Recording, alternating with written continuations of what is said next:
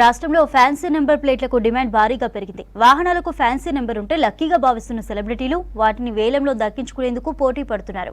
దీంతో రాష్ట్ర రవాణా శాఖకు కాసుల వర్షం కురుస్తోంది. ఒక్కో ఫ్యాన్సీ నెంబర్కు 10 లక్షలకు పైగా పెట్టి మరీ కొనుగోలు చేస్తున్నారు సెలబ్రిటీస్.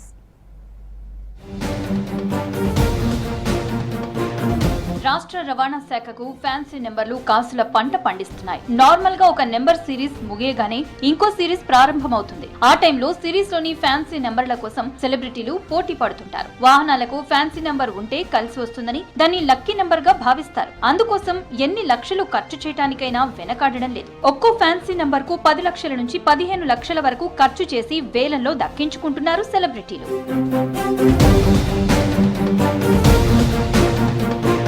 ఫ్యాన్సీ నెంబర్ పై ప్రజల్లో ఉన్న క్రేజ్ తో రవాణా శాఖకు ఇన్కమ్ పెరిగింది. వాహనం ఖరీదుతో పోలిస్తే అదనంగా కనీసం 15 నుంచి 20% వరకు ఫ్యాన్సీ నంబర్ మీదే ఖర్చు చేస్తున్నారు. ఇటీవల ఖైరతాబాద్ రవాణా శాఖలో జరిగిన ఫ్యాన్సీ నంబర్ల వేలంలో ఒక పారిశ్రామికవేత్త 80 లక్షల కారుకు 11 లక్షలు ఖర్చు చేసి ఫ్యాన్సీ నంబర్ ను దక్కించుకున్నాడు. రవాణా శాఖకు ఒక సంవత్సరంలో సమకూరే ఆదాయంలో 20% ఫ్యాన్సీ నంబర్లతోనే వస్తుందని అధికారులు తెలిపారు. ఆ శాఖకు అత్యధికంగా సమకూరే ఆదాయంలో మొదటి వరుసలో లైఫ్ ట్యాక్స్ ఉండగా తర్వాతి స్థానం ఫ్యాన్సీ నంబర్లదే.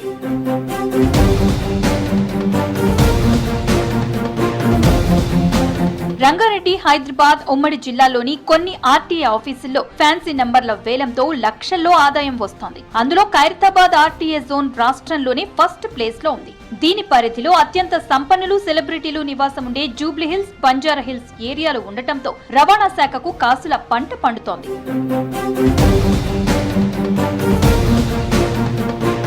3 రోజుల క్రితం ఆర్టీఏ ఆఫీసులో ఫ్యాన్సీ నంబర్లకు వేలం నిర్వహించగా 55 లక్షల ఆదాయం వచ్చింది. అందులో అత్యధికంగా 0001 నెంబర్ను ఒక పారిశ్రామికవేత్త 11,11,111 రూపాయలు చెల్లించి ఈ ఫ్యాన్సీ నెంబర్ను దక్కించుకున్నారు. ఖైరతాబాద్ తర్వాత కొండాపూర్, ఉప్పల్, ఇబ్రహీంపట్నం ఆర్టీఏ ఆఫీసులు ఉన్నాయి. ఇదిలా ఉంటే ఇతర జిల్లాల్లో ఫ్యాన్సీ నంబర్లకు అంతగా డిమాండ్ ఉండటం లేదు.